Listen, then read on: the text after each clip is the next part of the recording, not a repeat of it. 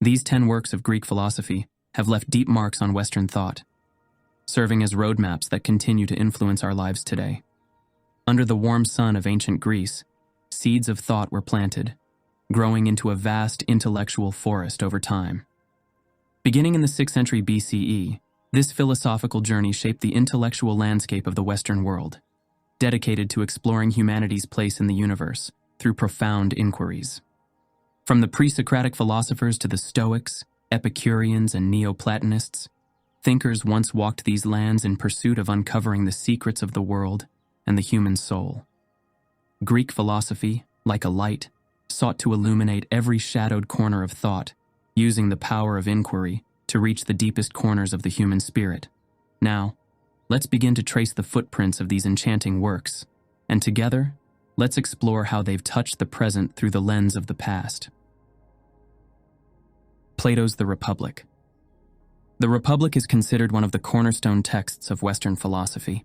In this work, Plato circa 428-348 BCE explores the nature of justice, the formation of an ideal society, and the role of the philosopher in contemporary civilization. This profound text becomes a quest, beginning with the question, what is justice? And takes the reader on a journey into the interconnectedness of the human soul, the state, and the role of education. The dialogue revolves around Socrates, engaging with several speakers as they debate the key features of an ideal society. In Plato's mind, there is a clear vision. Philosopher kings, leaders guided by wisdom and reason. These rulers put aside their own interests and work solely for the common good. At the heart of this utopia is the idea that people must elevate society through their highest virtues. But it's not just the rulers. Each individual must learn their place and duty and delve into the depths of their own soul. Plato argues that the human soul consists of 3 parts: reason, will, and desire. These 3 elements must be in balance in each person, just as they are in society. Plato's The Republic is not merely a political work, but a moral and philosophical examination. It is a search for how the human soul, the individual, and society can serve one another.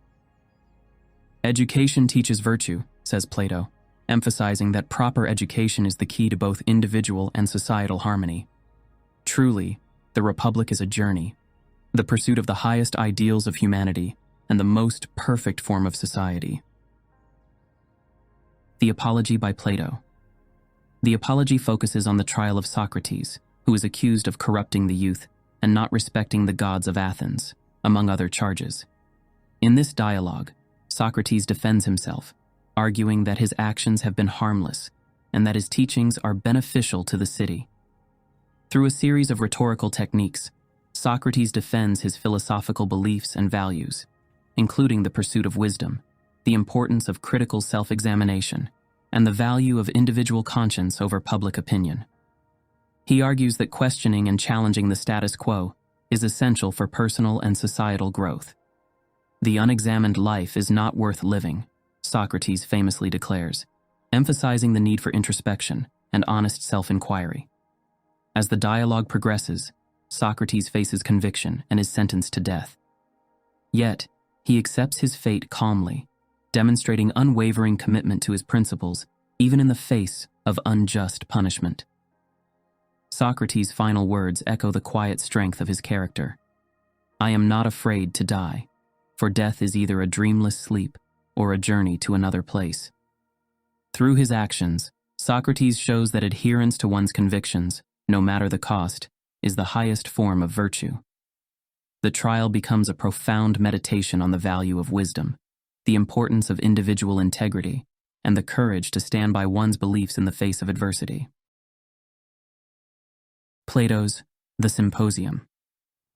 The Symposium unfolds in the midst of a Greek symposium, an evening of wine, music, and intellectual conversation. In the warm glow of the banquet, guests engage in a series of speeches about love, each voice offering a different perspective on its nature. From light-hearted remarks to deeply philosophical reflections, the dialogue explores love in all its forms: physical, emotional, and spiritual. But at the heart of this exchange is Socrates, who challenges his companions to look beyond surface-level ideas of love and explore its true essence. Socrates, as always, doesn't settle for simple answers. He guides the conversation, pushing his fellow speakers to think beyond the traditional understanding of love. For Socrates, love is not just a fleeting emotion or a physical attraction. It is a pathway to higher knowledge. Love, he suggests, is the desire to give birth to beauty in both body and soul. In his eyes, true love transcends the physical realm. It is an intellectual and spiritual pursuit, a means of connecting with something deeper and eternal. This dialogue is not only about love and romantic relationships, but about the deeper, transformative power of love itself. Socrates' perspective is a call to look beyond the surface and embrace a love that leads to wisdom. Love, he says, is the pursuit of the good and the beautiful. It is a journey that ultimately leads to knowledge and virtue, transcending the temporal and reaching for the eternal. Through this conversation, the Symposium transforms love from something fleeting into something immortal, a force that has the potential to elevate the soul and open the doors to truth. Phaedo by Plato. Phaedo unfolds on the somber yet serene day of Socrates' execution, painting a vivid scene of philosophical reflection and quiet courage. The dialogue is set as a poignant conversation between Socrates and his devoted followers, who gather to explore profound questions about the nature of the soul and its fate beyond death. Socrates speaks with unwavering conviction, asserting that the soul is immortal and distinct from the body. The body, he explains, is but a fleeting vessel, while the soul is eternal, destined to transcend the confines of the physical. As their discussion deepens, Socrates introduces the concept of the forms, pure, abstract truths that exist beyond the sensory world. To him, these forms, such as beauty, justice, and goodness, are the ultimate reality, far more enduring than the tangible objects we perceive. He invites his companions to see the physical world as a mere shadow of the true, unchanging realm of ideas, urging them to look beyond appearances to grasp deeper truths. The air grows heavier as the conversation nears its end. Socrates' followers, overcome with emotion, struggle to hold back tears, knowing this is their final moment with their beloved teacher. Yet Socrates remains calm, embodying the very philosophy he taught. To him, death is not an end, but a release, a liberation of the soul from the body. His serenity brings both comfort and challenge as he faces his fate with grace, leaving behind a legacy of thought that questions the purpose of life and the essence of human existence. Through Phaedo, Plato not only recounts Socrates' final hours, but also invites readers to reflect on life, death, and what lies beyond, making the dialogue a timeless meditation on the soul's journey. Nicomachean Ethics by Aristotle. Aristotle's Nicomachean Ethics is a cornerstone of philosophical thought, a guide to understanding the nature of ethics and morality in human life. Written as a series of 10 books, it delves into themes like the nature of virtues, the role of reason in ethical decision-making, and the profound importance of friendship and community. For Aristotle, 384 to 322 BCE, the ultimate goal of life is eudaimonia, often translated as flourishing or living well. But this isn't a fleeting state of happiness. It's a life shaped by the pursuit of moral excellence and the cultivation of virtues. In Aristotle's view, virtue isn't simply about knowing what is right, but consistently choosing to do it. He explains this through his idea of the golden mean, where virtue is the balance between extremes. For instance, courage lies between recklessness and cowardice. Excellence, he argues, is not an act but a habit, reminding us that virtuous living requires practice and reflection.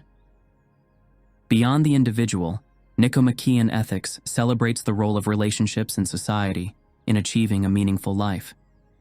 Aristotle sees friendships as essential, not just for pleasure or utility, but for fostering mutual growth and shared virtue. A flourishing community, he suggests, is built on the foundation of ethical individuals. Even centuries later, the text resonates, offering insights that shape modern ethical theory and moral behavior. It reminds us that the good life isn't something we stumble upon. It's something we build, brick by brick, through the choices we make and the virtues we nurture. De Anima by Aristotle. Aristotle's De Anima, On the Soul, is a foundational work that explores the nature and functions of the soul. Divided into 3 books, it examines different aspects of the soul, including its powers and capacities, the nature of perception and imagination, and the role of intellect in human cognition. For Aristotle, the soul is not a separate entity from the body, but rather its essence, what gives a living being its purpose and direction. Aristotle classifies the soul's capacities into hierarchical levels: the nutritive soul, responsible for growth and reproduction, found in all living beings; the sensitive soul, enabling perception and movement, found in animals; and the rational soul, capable of thought and reasoning, unique to humans. This layered approach reveals Aristotle's view of life as a continuum, with humans at the pinnacle due to their capacity for reason. One of the most intriguing parts of the text is Aristotle's exploration of perception. He describes it not as a passive process, but as an active interaction between the perceiver and the perceived. Perception, in his words, is where the soul receives the form of an object without its matter, a concept that continues to influence debates in philosophy and cognitive science. The intellect, or nous, is perhaps the most mysterious element of the soul. Aristotle distinguishes between the passive intellect, which receives information, and the active intellect, which processes and understands it. He sees the active intellect as eternal and divine, hinting at a connection between human cognition and something transcendent. De Anima remains a cornerstone in the study of mind and soul, inspiring centuries of thought on the interplay between body and mind, perception and cognition. Aristotle's insights remind us that understanding life's essence is as much about questioning the intangible as it is about observing the tangible. Poetics by Aristotle. Aristotle's Poetics is a seminal work that examines the nature of literature and lays the foundation for dramatic theory and criticism. Its influence has shaped not only the study of drama, but also its creation, with ideas that continue to resonate across centuries. The text delves into various aspects of poetic art, including the essence of tragedy, the elements of plot and character, and the significance of language and style. Aristotle defines tragedy as an imitation of an action that is serious, complete, and of a certain magnitude. It is a crafted representation of human experiences designed to evoke emotions like pity and fear, leading to what he famously calls catharsis, a purging or purification of these feelings. For Aristotle, this emotional impact is central to the power of tragedy. The structure of the plot, or mythos, is paramount in his analysis. He asserts that a well-constructed tragedy must have a beginning, middle, and end, with events logically and causally connected. He emphasizes the importance of complexity, where the plot incorporates moments of recognition, anagnorisis, and reversal, peripeteia, creating emotional depth and engagement. Characters, or ethos, are also crucial. Aristotle argues that they should be relatable yet morally elevated, embodying virtues or flaws that drive the story's conflict. The language used, or lexis, should be appropriate and refined, elevating the narrative while remaining accessible to its audience. Aristotle's vision of the tragic poet is that of a craftsman, someone who creates art that is both pleasing and instructive. A successful tragedy does not merely entertain, but also offers profound insights into the human condition.